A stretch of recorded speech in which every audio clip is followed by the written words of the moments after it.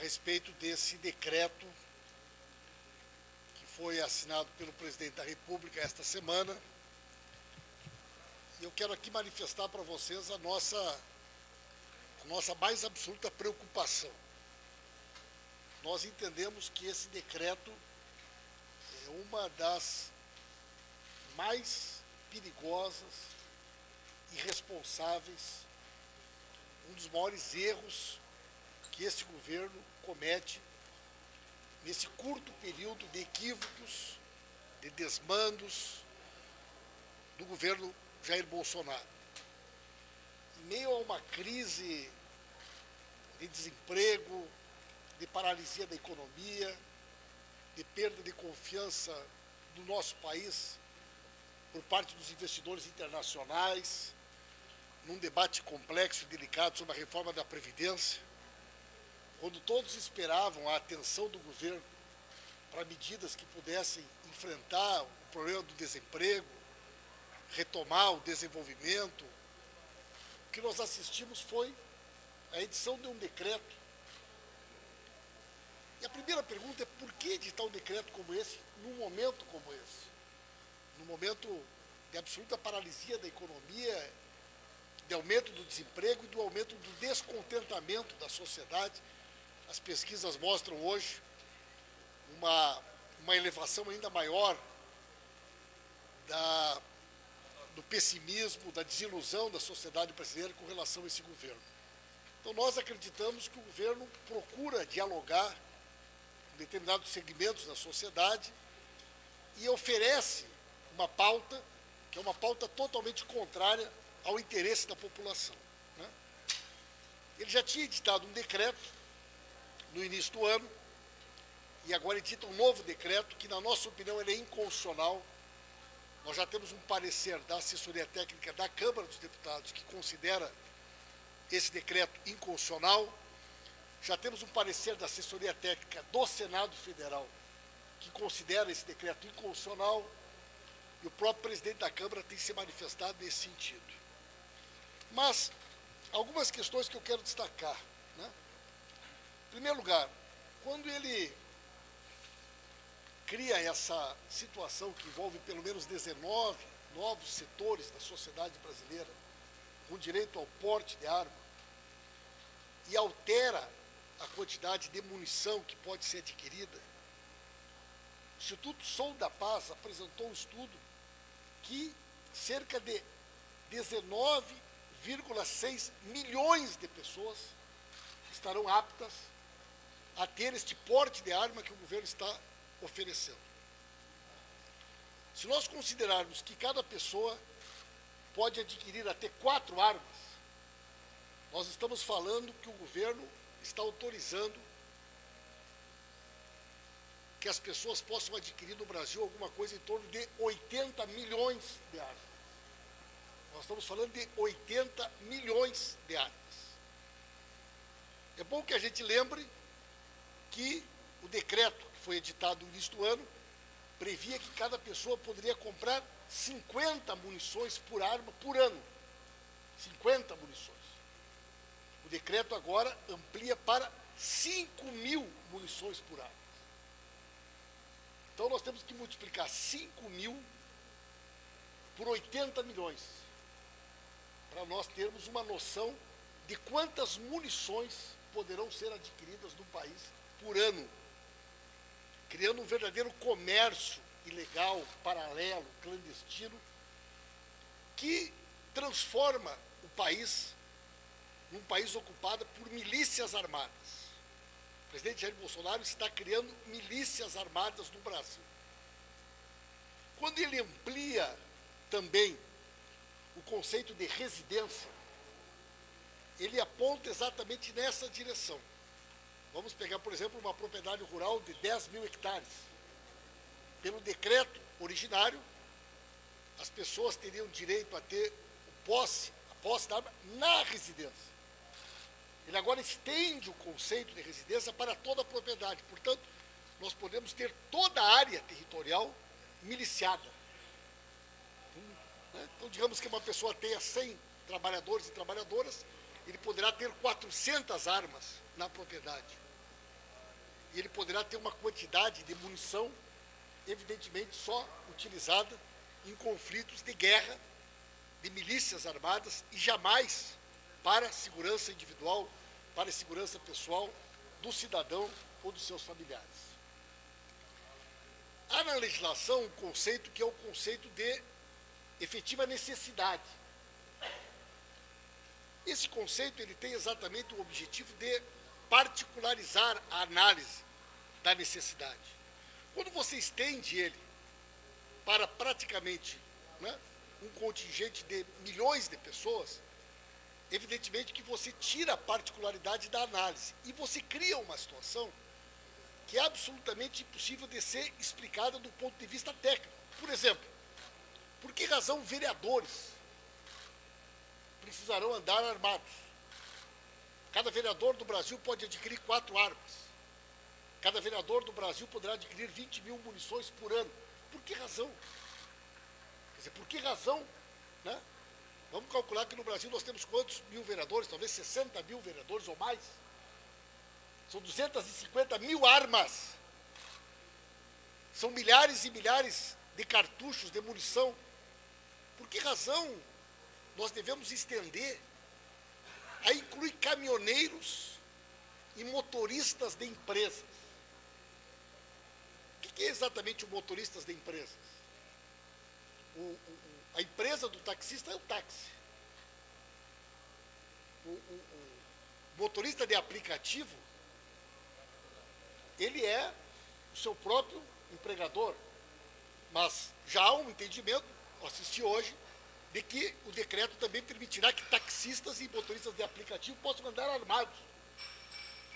Possam comprar 4 armas cada um. Vocês imaginem uma situação, os senhores, as senhoras que têm, né, filhos jovens, crianças, adolescentes, um filho ou uma filha chama um aplicativo e você sabe que o indivíduo está armado. Uma grande quantidade de armas e de munição. Imaginem os senhores e as senhoras, estes postos de combustível que são paradouros de caminhoneiros, onde nós temos de noite muitas vezes 200, 300 caminhões. Vocês imaginem o que isso significa da possibilidade de obtenção de armas por parte de criminosos, de munição por parte de criminosos. Eu fui relator nessa casa de uma CPI sobre tráfico de armas. Os fuzis, as armas de grande calibre utilizadas pelo crime organizado, pelos traficantes, de fato são armas que vêm de fora do Brasil. A sua grande maioria, inclusive, entram pelo Paraguai. As rotas são conhecidas. Mas as armas de pequeno calibre são basicamente armas de fabricação nacional, compradas legalmente. Cerca de 75% das armas apreendidas com os criminosos são armas que foram compradas legalmente. Se nós temos esse percentual enorme de armas na mão dos criminosos, que foram compradas legalmente, nós temos que rastrear para entender de onde que elas vieram. Mas esse rastreamento já foi feito. Uma boa parte dessas armas são armas antigas que foram adquiridas antes do Estatuto do Desarmamento. Então nós temos um estoque de armas, de pessoas que não entregaram as suas armas e comercializaram.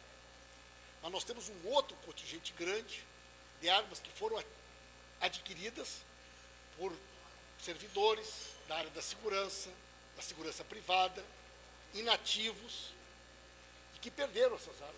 As armas foram roubadas, as armas foram furtadas e as armas caíram na mão da criminalidade. Na medida que nós teremos um número de 80 milhões de armas em potencial no Brasil, imaginem vocês a facilidade que os criminosos terão para adquirir essas armas. Mas vejam vocês aqui um fato que para nós ele é gravíssimo. Nós tínhamos e temos na legislação uma diferença entre armas de uso restrito das Forças Armadas e as chamadas armas permitidas. Isso é muito importante de ser compreendido. O governo Bolsonaro, o decreto ilegal do Bolsonaro, ele reclassifica as armas. E ele pega um conjunto de armas que até então eram armas de uso restrito das Forças Armadas e transforma essas armas em armas de uso permitido. Para os senhores e as senhoras terem uma ideia, no meu estado, no Rio Grande do Sul, a arma mais apreendida pela polícia polícia na mão dos criminosos nos últimos anos é a pistola 9mm. Muito bem. A pistola 9mm, como ela é uma arma de uso restrito das Forças Armadas, a pena prevista para ela é de 3 a 6 anos e prisão. O miliciano, o integrante do crime organizado, que for pego com uma arma de uso restrito das Forças Armadas, ele vai ser enquadrado no artigo da legislação que prevê reclusão e pena de 3 a 6 anos e multa. Na medida em que o governo reclassifica essa arma e torna essa arma de uso permitido, ele passa a estar enquadrado num outro artigo, que prevê detenção e de 1 a 3 anos de multa. Ou seja, nós teremos no Brasil milhares de criminosos, milicianos, traficantes, assaltantes de banco, que usam armas que até a semana passada eram armas reconhecidas como de uso restrito das Forças Armadas, pedindo uma revisão das suas penas.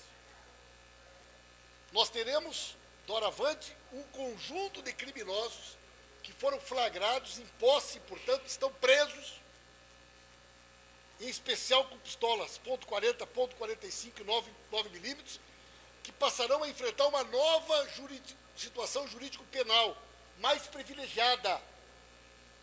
Portanto, esta medida do Bolsonaro é uma medida que atinge aos bandidos, que protege milicianos criminosos, porque são eles que, em especial do crime organizado, utilizam pistolas .40, 9mm, .45, terão as suas penas revisadas, porque o decreto que parece tão corajoso para enfrentar os bandidos, pelo contrário, ele é um decreto que privilegia e permitirá a revisão das penas, inclusive de bandidos que estão presos, que por esse decreto poderão ser colocados em liberdade, porque as armas que eles foram presos deixam de ser armas de uso restrito das Forças Armadas e passam a ser armas de uso permitido.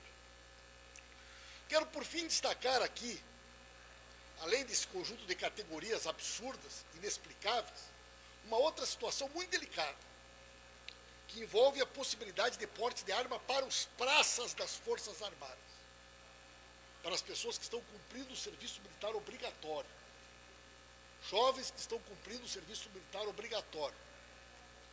O governo está autorizando que estas pessoas possam ter o porte de arma, ou seja, elas possam estar armadas fora do ambiente de trabalho. Em primeiro lugar, há uma legislação específica das Forças Armadas que trata disso. Então, o governo invade uma competência de uma lei, a Lei 6.880, e ele simplesmente ignora uma legislação específica, que é de competência das Forças Armadas, e passa a dar o porte de arma para os praças. Jovens de 18, 19 anos que possarão ter o direito de adquirirem 4 armas, armas que eu até distribuí para vocês aí, armas de grosso calibre. Olha, a Taurus fez uma propaganda hoje já. Novas armas liberadas, autorizadas pelo governo para serem adquiridas. Então nós teremos os praças das Forças Armadas armados com grande quantidade de munição. Eu chamo a atenção dos senhores e das senhoras para a seguinte questão. Digamos que daqui a 6 meses o Brasil chegue à conclusão que esse decreto foi um desastre, que ele explodiu os índices de criminalidade. Como é que nós vamos fazer para trazer de volta essas armas? Como é que nós faremos para trazer de volta essa quantidade de munição que de maneira criminosa esse governo vai espalhar pelo país? Imagine os senhores e as senhoras o seguinte, eles estão concedendo o porte de arma para... Vamos pegar um exemplo dos vereadores, que eu fui vereador. Nunca imaginei na minha vida a necessidade de um vereador. Nós vamos ter aí mais de 60 mil vereadores. Daqui a 2 anos tem eleição, não se elege. Eles vão recolher as armas dos vereadores? Eles vão recolher essa quantidade de 20 mil munições? Vocês imaginem o comércio de munição? Aí eles falam que os servidores, quando forem para inativos, Então, nós teremos milhares de servidores inativos com o direito de adquirir uma quantidade de 20 mil munições por ano. Para quê? Com que finalidade? Nós já temos hoje um índice altíssimo de policiais militares, de guardas, de agentes de segurança privada que registram BO, porque a arma foi furtada, a arma foi roubada. E temos um número muito grande, infelizmente, de agentes da segurança, especialmente do Rio de Janeiro, envolvidos com crime organizado, que poderão comprar essa quantidade de armas legalmente. Ele está legalizando as milícias, ele está armando as milícias, ilegalizando as milícias e reduzindo a pena, reduzindo o enquadramento legal para que o miliciano, quando for preso com uma .40, uma 9mm, uma pistola automática ou rifles automáticos, como ele está autorizando que seja adquirido. Você entende que serve a indústria de armas? Totalmente. A quem serve? O Sérgio Moro esteve aqui essa semana. Nós questionamos o Sérgio Moro. Esta medida é uma medida que está... Se ela é boa, por que ela não foi incluída no seu pacote de medidas contra a violência? O Congresso deveria ter sido consultado e não... Totalmente, não pode ser por decreto, é ilegal. O que o Sérgio Moro respondeu? Este decreto não trata-se de um tema de segurança pública. É um decreto que o presidente faz para atender a grupos sociais que lhe apoiaram durante a campanha eleitoral e que ele quer agradar. Ou seja, não tem nenhum estudo técnico. O ministro da Justiça, porque veja bem, o ministro da Justiça acaba de enviar para o Congresso um conjunto de projetos que, segundo ele, são fundamentais para melhorar a eficiência dos órgãos de polícia e trazer mais segurança e mais paz para a população. Por que ele não incluiu nessas medidas esse decreto?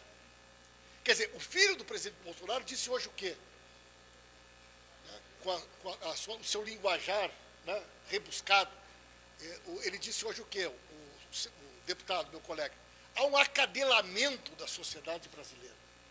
A sociedade brasileira se acadelou. Então nós vamos armar eles para que eles voltem a não ser mais cadelas e possam resolver eles próprios o risco de segurança que correm eles ou seus familiares. Gente, tem um ministro da Justiça que é o responsável pela paz e segurança pública. Por que ele não propôs, então, olha, a nossa política de segurança pública passa por armar a população para que ela mesma se defenda? Deputado, permita uma pergunta. O ministro, aparentemente, também não gostou do decreto e aparentemente, não aprovou o decreto. A senhora acha que era o caso do ministro vir a público, se colocar e, inclusive, apontar os pontos do decreto Olha, gente, que não são são tão graves as consequências. Você cobraria ao ministro da Justiça? Totalmente. Então, Né? Quer dizer, nós queremos que o ministro da Justiça se manifeste publicamente, que ele diga qual é a sua posição sobre esse decreto. Ele é o responsável pela pasta da segurança pública. O ministro Sérgio Moro é ministro da Justiça e da Segurança Pública. Ele acaba de trazer para essa casa um conjunto de propostas onde ele não incluiu isso.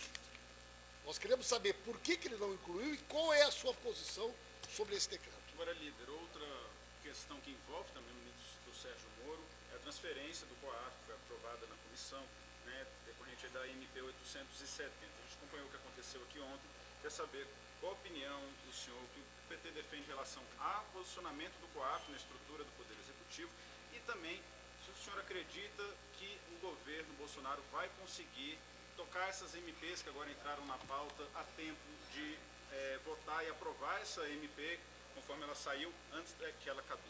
Veja bem, nessa mesma vida do ministro Sérgio Moro aqui, num determinado momento ele disse: Paulo Guedes está com muitas tarefas.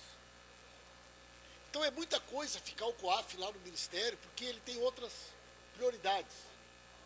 E eu quero, eu posso, eu não queria, mas, gente, como é que nós podemos discutir a estrutura de ministério, a estrutura e competência de órgãos de Estado, a depender de quem é o ministro da hora, a depender do bel prazer do ministro? Então o Moro hoje está de ministro da Justiça, ele quer o COAF. O Paulo Guedes está lá e não quer. Então daqui a pouco vai trocar o ministro, é o novo ministro da Economia, o novo ministro da Presidência, quer o COAF. O novo ministro da Justiça não quer. Aí o ministro da Agricultura quer a demarcação de terras indígenas. O Estado brasileiro não pode ser uma marionete, um joguete na mão de quem eventualmente está no governo.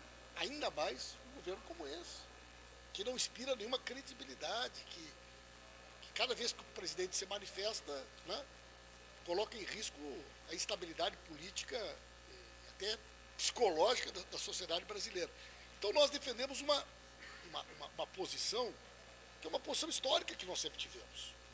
Em qualquer lugar do mundo, os órgãos de controle de atividade financeira estão junto aos ministérios da área das finanças e da economia. Se você procurar em qualquer sociedade democrática, moderna, você vai ver isso. Agora, nós vamos mudar a estrutura do Estado brasileiro, porque eventualmente tem um ministro da Justiça que, então, sinceramente, né, eu acho que é até um pouco pretensão, seria um pouco pretensioso por parte do ministro, imaginar que nós temos que reorganizar a estrutura do Estado para ficar do jeito que ele gostaria. Não é assim. A estrutura do Estado ela tem que ser organizada de modo a que melhor interesse, né, ao bem comum, ao conjunto da população e à eficiência do funcionamento do Estado. O único problema público que nós tivemos com o COAF nos últimos anos, qual foi? Alguém ouviu alguma reclamação do COAF nos últimos anos? Só teve uma, do Flávio Bolsonaro e do Queiroz. Alguém conhece algum caso de reclamação contra o COAF que não seja o do Flávio Bolsonaro e o do Queiroz? Eu não conheço. Então, por que o Flávio Bolsonaro e o Queiroz não gostaram que houve um vazamento do COAF, que você vai tirar o COAF do Ministério da Fazenda e colocar na mão do Sérgio Moro? Então, nós somos totalmente contrários a essa forma de tratar a coisa pública. O governo está muito mal. O governo está muito mal. Né? É difícil até a gente entender, né, essa maneira como, especialmente os filhos do presidente que falam por ele, atacam todos os dias generais 4 estrelas. Né? Nem no governo, né, do Partido dos Trabalhadores, que era o governo que a sociedade imaginava que poderia ter algum tipo de conflito com as Forças Armadas, nós assistimos nada parecido com isso.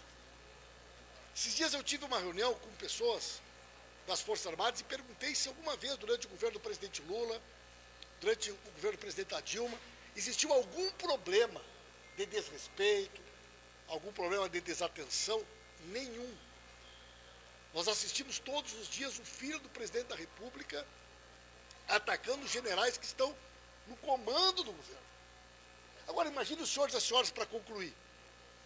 Imagina se nós tivéssemos os filhos do Barack Obama ou do Donald Trump com parentes de integrantes da máfia americana nomeados nos seus gabinetes, e os filhos do Barack Obama ou do Trump, diariamente pelo Twitter, atacassem os principais ministros do governo do pai. Sendo que, até poucos meses atrás, familiares de alguns dos mais perigosos assassinos do país estavam nomeados no gabinete, como é o caso do filho do Bolsonaro. Imaginem os senhores e as senhoras, se uma pessoa que está sendo acusada por um conjunto de crimes e envolvimentos com a milícia, que nos Estados Unidos seria com a máfia, tivesse dinheiro depositado na conta da mulher do Obama, ou da mulher do Donald Trump. Imaginem essa situação. O filho tem mafiosos ligados no seu gabinete, nomeados, e esses mafiosos depositam dinheiro na conta da mulher do presidente da República. O que vocês acham que teria acontecido, gente? Vocês acham que as coisas estariam sendo tratadas com essa naturalidade? Eu perguntei para o Moro, o que ele me respondeu? Esse é assunto do Ministério Público do Rio de Janeiro. Vocês acham que o ministro da Justiça dos Estados Unidos diria isso se tivesse dinheiro da máfia na conta da mulher do presidente da República? Se os filhos do presidente da República tivessem parentes de mafiosos nomeados dentro dos seus gabinetes, estavam todos na cadeia. Estavam todos na cadeia. A mulher do presidente, os filhos do presidente e talvez até o próprio presidente. Mas aqui, infelizmente, nós temos uma seletividade, uma moral seletiva, que trata como se fosse um caso qualquer e faz com que o Brasil esteja discutindo porte de arma para vereador.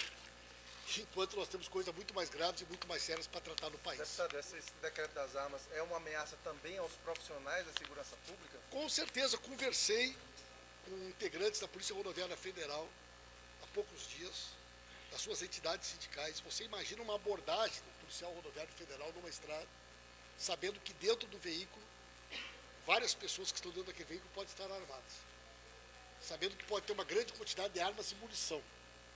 Você imagina os trabalhadores e trabalhadoras que atuam na área da fronteira, tu ataca um caminhão com a suspeita de que ele possa estar fazendo contrabando de cigarro, e aquele caminhoneiro pode legalmente ter 4 armas dentro daquele caminhão e 20 mil munições. Você imagina o que isso significa do ponto de vista da abordagem, do risco da... Gente, o decreto fala em fiscais em geral. O que são fiscais em geral? Tem fiscal de código de postura das prefeituras, tem fiscal da feira, tem fiscal de trânsito. O decreto fala em fiscais em geral. O que são fiscais em geral? Ele fala em caminhoneiros e motoristas de empresa. O que são os motoristas de empresa, no caso? É qualquer motorista de qualquer empresa? Então isso aqui é uma irresponsabilidade, isso aqui é uma coisa criminosa que o governo Bolsonaro está fazendo contra o Brasil. Deputado, sobre a questão da constitucionalidade, nós assistimos hoje a ministra Rosa Weber fazer um pedido de informação formal ao presidente e também ao Ministério da Justiça. O senhor acha que, conforme a petição que moveu a ministra a fazer esse pedido de informação, há inconstitucionalidade, Total. Invasão de competência? Há uma invasão na medida em que ele, através de um decreto, colide com a lei. Então ele legisla através de um decreto. Né? Quer dizer, isso é típico de ditadores, né, que acham que pode legislar a revelia do poder legislativo. Então ele altera, né, aspectos que estão muito claros em leis através do decreto. Eu dei aqui um exemplo muito claro.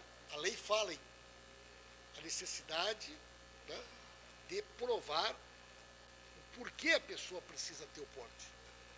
Na medida que você estende isso de maneira indistinta, automaticamente você acaba com a particularidade.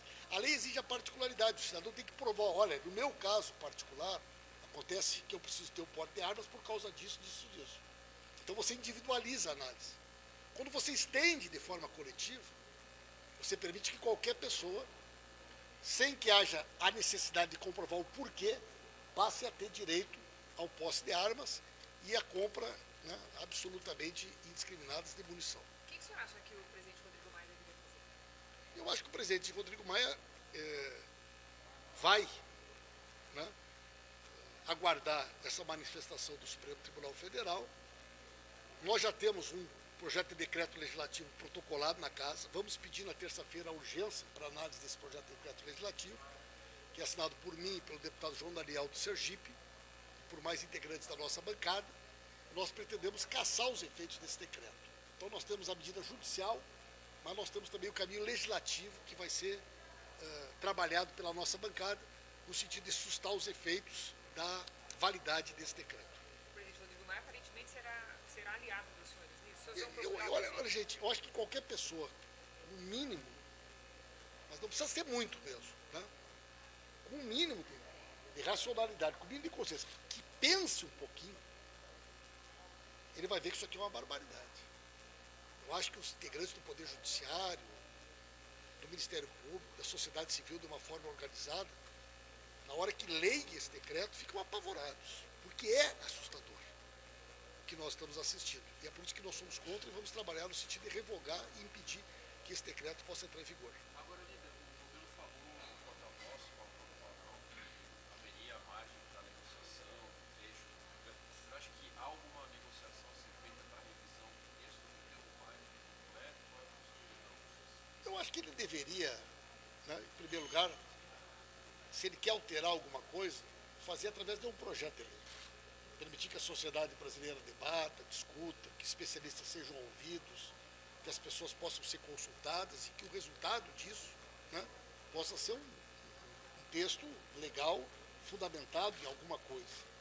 E não, como disse o doutor Sérgio Moro ontem, o presidente precisava agradar alguns setores que apoiaram ele durante a campanha eleitoral e que até agora ainda não foram agradados. Então é um agrado que o Bolsonaro está fazendo para 20 milhões de pessoas. Obrigado, pessoal.